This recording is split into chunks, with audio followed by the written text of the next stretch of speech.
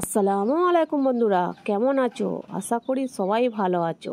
আরেকটি নতুন ভিডিও নিয়ে আপনাদের সামনে আমি হাজির হয়ে গেলাম। এখন তো প্রচুর গরম, এই গরমের মধ্যে ঠান্ডা ঠান্ডা আইসক্রিম বা ঠান্ডা শরবত হলে ব্যাপারটা জমে যায়। আজকে আপনাদের ঘরে আমি একটা শরবত তৈরি করে দেখাবো। বাজারে তো এখন প্রচুর কাঁচা আম বিক্রি হচ্ছে বা গাছও প্রচুর হয়েছে। আজকে কাঁচা আমের সিরাপ তৈরি করে দেখাবো, যেটা আপনারা 1 বছর সংরক্ষণ করে রেখে দিতে পারবেন। যখন খেতে ইচ্ছা করবে তখন আপনারা এটা তৈরি করে খেতে পারবেন। আশা করি আজকে এই রেসিপিটা আপনাদের খুবই ভালো লাগবে। ভালো লাগলে ভিডিওটা প্রথম থেকে শেষ পর্যন্ত দেখবেন, আর ভালো লাগলে লাইক শেয়ার কমেন্ট করবেন, আর ভালো লাগলে আমার চ্যানেলটাকে আপনারা সাবস্ক্রাইব করে পাশে থাকবেন। চলুন রান্নাটা দেখাই। রেসিপির জন্য লাগবে কাঁচা আম 4টে। আমি বড় বড় সাইজের কাঁচা আম নিয়েছি। ছোট যে কষি আমটা, ওই আমটার কিন্তু সিরাপটা তৈরি করলে হবে না, তাহলে খারাপ হয়ে যাবে। একটু বড় ধরনের আম, যাতে আঁটি হয়ে গেছে, সেই আমটা নিতে হবে। এবার আমগুলোকে ছিলে ভালো করে জল দিয়ে প্রথমে ধুয়ে নিয়েছি, আবার ছোটো ছোটো করে টুকরো করে জল দিয়ে ধুয়ে নিয়েছি। এবার একটা মিক্সার জারের মধ্যে দিয়ে আমটাকে মিহিন করে পেস্ট তৈরি করে নেব। পেস্ট তৈরি করা হয়ে গেছে, একটা ছাঁকনি নিয়েছি। এই পেস্টটাকে ছেঁকে নেব, যাতে মোটা মোটা দানাগুলো না থাকে। এবার ছেঁকে নেওয়া হয়ে গেছে, এইভাবে জুসটাকে বের করে নিতে হবে। উনুনটাকে জ্বালিয়ে নিয়েছি, কড়াটাকে চাপিয়ে দিয়েছি উনুনের মধ্যে। এবার জুসটাকে বাটিতে মেপে নেব। 2 বাটি জুস হয়েছে। একই বাটিতে চিনিটাকে মেপে নেব।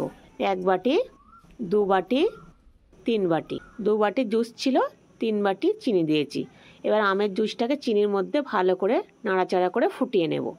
এবার নাড়াচাড়া করে ফুটে উঠেছে, ভালো করে এইভাবেই নাড়াচাড়া করে জুসটাকে তৈরি করে নেব। এবার অনেকটা ফুটে ফুটে কম হয়ে গেছে। এবার সাইড দিয়ে এইভাবে ফেনাটা হয়ে গেছে, কিন্তু ফেনাটা তুলে ফেলে দিতে হবে। ভালো করে কিন্তু ফেনাটা তুলে পরিষ্কার করে নিতে হবে। তারপরে ভালোভাবে ফুটিয়ে নেব। ফুটে কিন্তু অনেকটা কম হয়ে গেছে। এবার আঙুল দিয়ে চেক করে নেব। এ দেখুন, এইভাবে চেক করে নিতে হবে, যে চটচট করলে তার মানে এটা হয়ে এসেছে।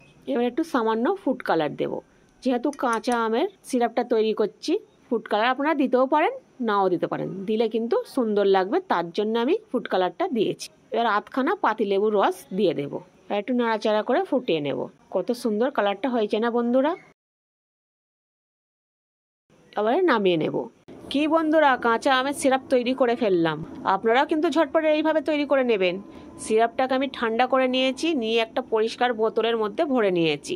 ভরে 1 বছর সংরক্ষণ করা যাবে। নর্মাল টেম্পারেচারে রেখে দেবেন, ওইভাবেই থেকে যাবে। এবার শরবতটা আপনাদের ঘরে তৈরি করে দেখাই। একটা কাঁচের গ্লাস নিয়েছি, 2-3 টুকরো বরফ দিয়ে দিলাম, সামান্য বিট লবণ দিয়ে দিলাম। এবার কাঁচা আমের সিরাপটাকে দিয়ে দেবো। এবার ঠান্ডা ঠান্ডা জল দিয়ে দেবো, দিয়ে ভালো করে গুলিয়ে নেব। দেখেই এত লোভ লাগছে, খেলে তো কলিজা ঠান্ডা হয়ে যাবে। একবার হলো বন্ধুরা, রেসিপিটা ঝটপট তৈরি করে নেবেন, না হলে কাঁচা আম শেষ হয়ে যাবে। এটাকে কিন্তু আমি ঝটপট খেয়ে নিই। আশা করি আজকে রেসিপিটা আপনাদের খুবই ভালো লাগবে। ভালো লাগলে লাইক শেয়ার কমেন্ট করবেন, আর ভালো লাগলে সাবস্ক্রাইব করে পাশে থাকবেন। আবার দেখা হচ্ছে অন্য কোনো নতুন ভিডিওয়ে।